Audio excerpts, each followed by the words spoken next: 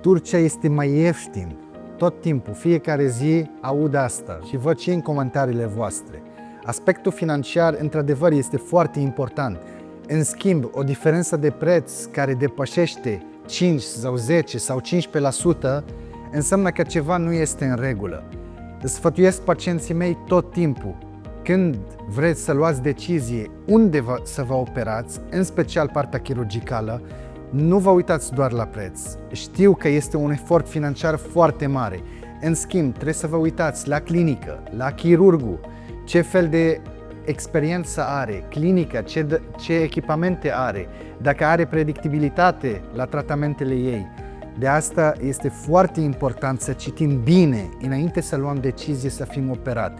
Din păcate, văd pacienții operat mai ieftin, dar care ajung să plătească de 3 și 4 și 5 ori mai mult doar că să reparăm ce a fost făcut în alta parte cu prețuri mai ieftine. Aveți grijă de sănătatea voastră, documentați-vă bine și alegeți foarte atent clinica unde o să vă operați. Sănătate multă vă doresc!